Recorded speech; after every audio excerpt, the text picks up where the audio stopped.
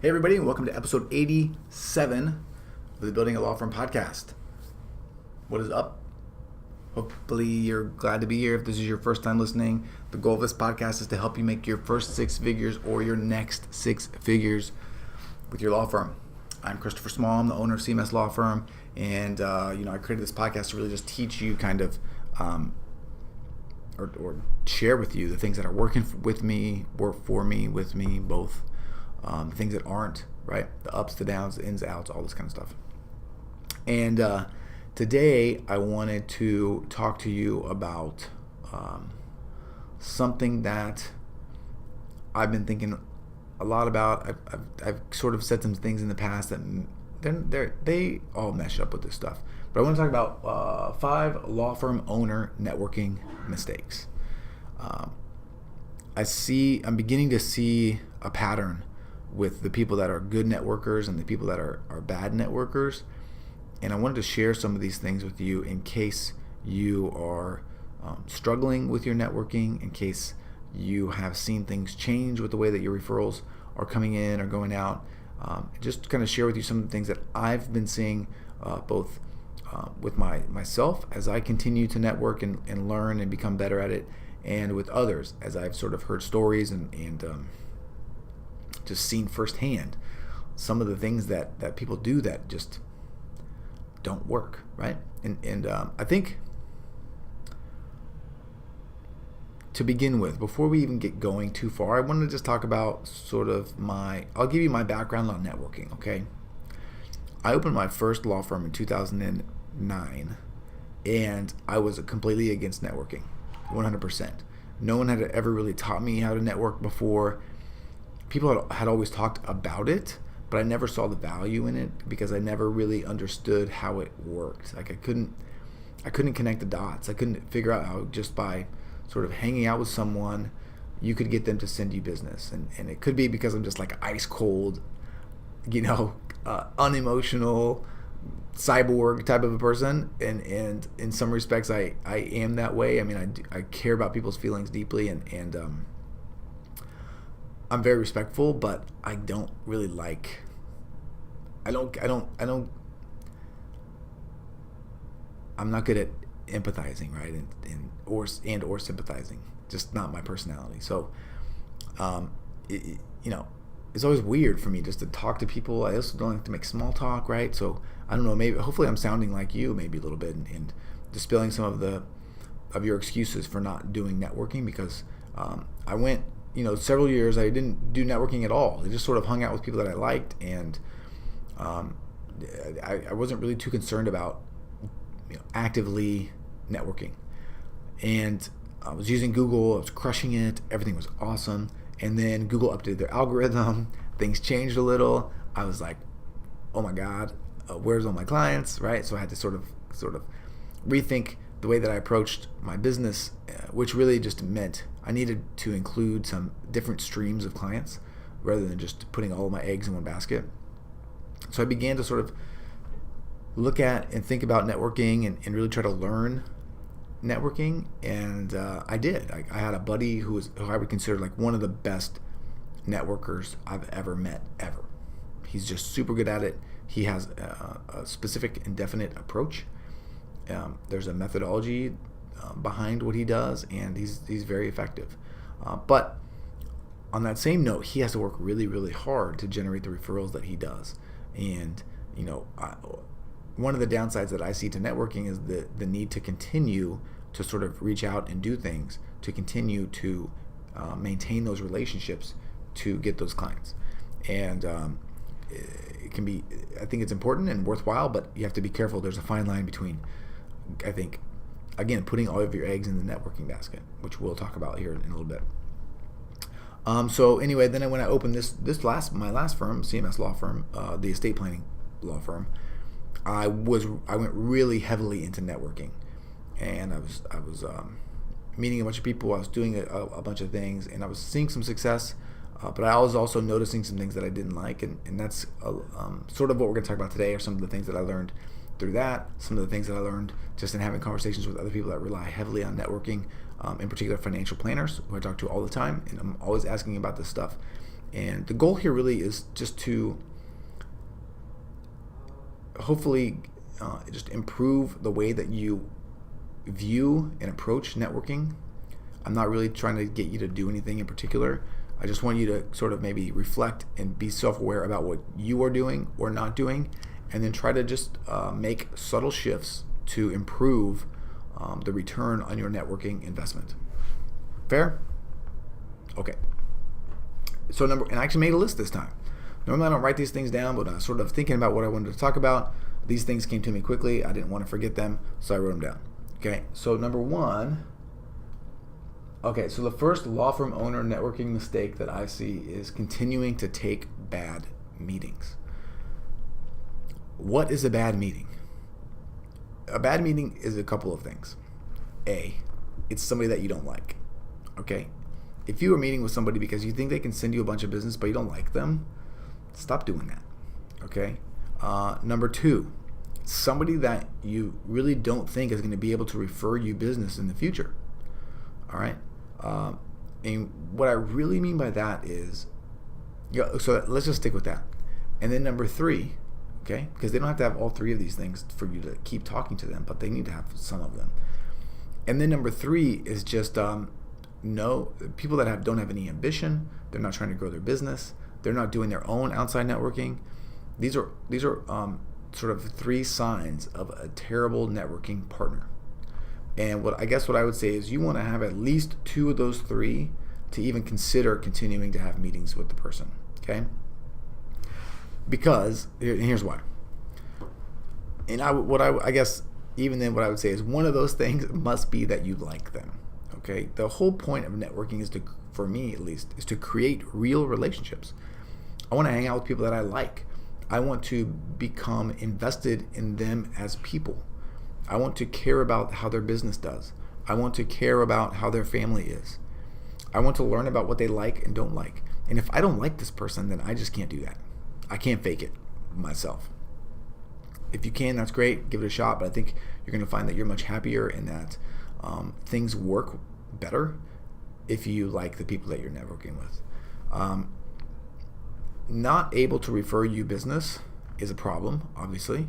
And we'll get to some of these other things later. And then not having any goals is also a big problem. And those two things may seem similar, but they're not. Okay, I have met with people that could not refer me any business right now, zero business right now, because they're sort of new in their business or they're sort of doing things, but they have big goals and they have big ambition.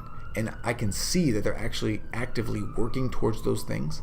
I like that person. I will stick with them because I like to talk business. I like to see people's businesses grow. I can add value to them just by helping them with their business, and they will send me business over time, right? Because of the value that I provide when I had no reason to. So I'm not afraid to sort of invest in people if I can see these things. The easiest way that I find to gauge this is, how are you getting your clients? If they say that somebody gives them all their clients, that's not good. And then B, like, what's your 5-year plan? Like, where do you see yourself? If they say, I've literally had people say, like, yeah, I'm good right now. I'll probably just sort of be doing a lot of the same. Especially in the financial planning market, right? People get to a certain level, they just want to coast. That's great, you can do that. But the people that I want to hang out with are have goals, right? They want to get bigger, or they want to do something. They want to do anything. If they don't have those things, I can't hang out with them. Okay, mistake number 2 that I see is keeping tabs on referrals, right? Keeping score.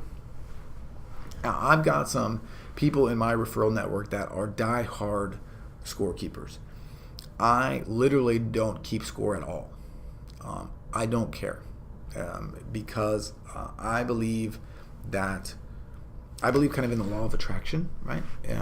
In the one thing and not the one thing. What is it? The secret, right? And that is sort of what you project, what you expect, you will get. Okay, so I don't keep track of who's sending me clients. What I really care about is when I refer somebody out, that they get a wonderful service. And when somebody refers someone to me, they get a wonderful service. I also make sure that I say good things about the person that referred that client to me, right? Because that is important. And It's easy because the people that send me business I like, and I'm friends with, I guess. I definitely am supportive of them and what they're doing. So stop keeping score. It's a waste of mental energy. It doesn't work out in the end. It's never going to be fair. There will be times when you send somebody a bunch of business and they can't send you business for whatever reason, and then the thing will flip. All right, so stop keeping score. That's an easy one. In life, when you give something, don't give something with an expectation of getting something back. Okay, it's just a bad way to live. Stop doing that. Okay, just give. Accept what comes to you, and don't. In the same respect, if somebody gives you a gift, don't feel like you have to give them something back. Right? It's hard, but the gift that you get is in the receipt of the thing from the person, right? I know that makes no sense, but if you think about it, it will. All right. Number 3, using it as a primary source of business. This is the problem that people have with all different sort of marketing activities. You get a bunch of business from networking, so you just stop doing everything else. You just keep networking. There's a couple of problems with this when it comes to networking. A, it's a tremendous amount of work to build and maintain and keep a good network. It's just really hard to do. And if you ever want to take a vacation or slow down, right, or just have somebody else help you, it's going to be harder to do if you're networking only, right? The other thing too is with a problem that I see with networking, with my own network and with everyone else's network, is that it's not consistent. And I just talked about this, right? You cannot expect steady business from networking unless you are just working really, really hard at it. So I kind of treat my network referrals as gravy, right? They are just like presents that come to me from outer space. I love them, but they aren't really a true part of my expected revenue every month. I know over the course of a year, I may get X referrals and sign up X clients, but in any given month or quarter, I have no expectations because it's just impossible to sort of gauge what's going to happen. And that's just because of the way that life works, you know. Just like people come in and out of your life that you can refer out, the same goes for your referral sources as well, unless they are just really, really crushing.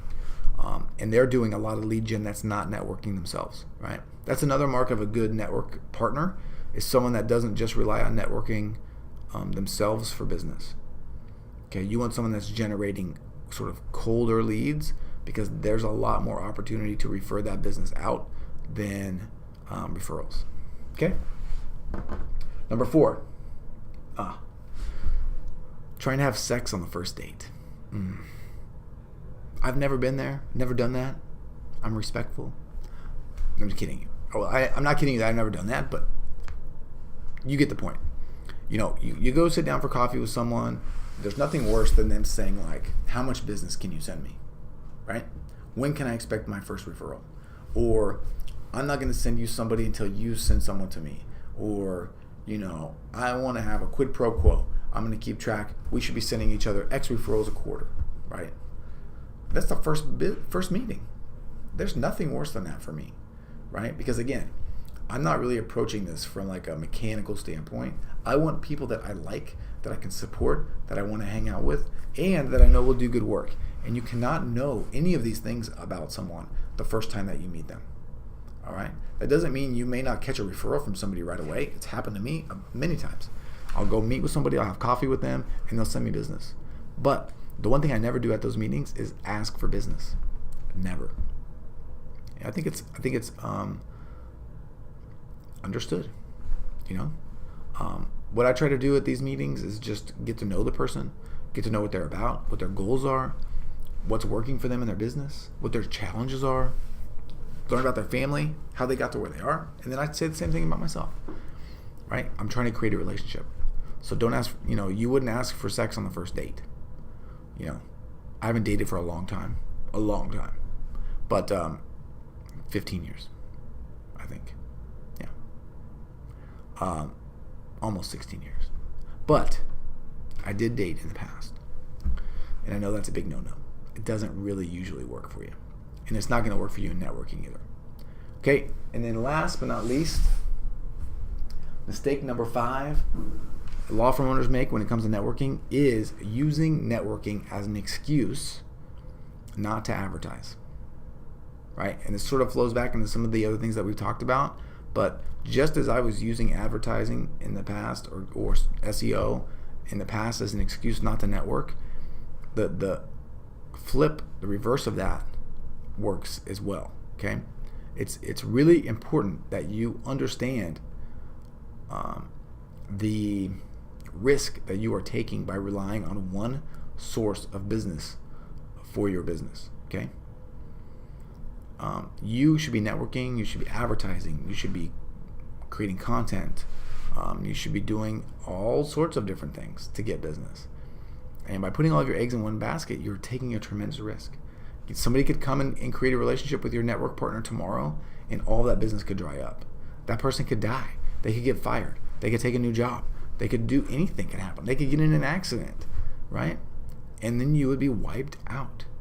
So if this is you, keep that relationship up, but put some things in the works to sort of create some other additional revenue streams, and really focus on that and think about that. What I try to do is layer everything, right? So I've got networking, I've got Facebook advertising, I've got Google advertising, I've got that's kind of it. Oh, content marketing. I mean, there's some other things that I do. But I want all these things to sort of work together in conjunction with one another. My email newsletter, right? List building, those kinds of things. So keep all those things in mind, okay? But don't put all your eggs in one basket, and don't use a successful marketing platform over here as an excuse not to investigate and learn about and use other different marketing platforms, because you're missing out. You're missing the boat big time right now, by the way, when it comes to Facebook. And you're missing out on money and the ability to help these other clients who would never find you via your network. Okay? That is it.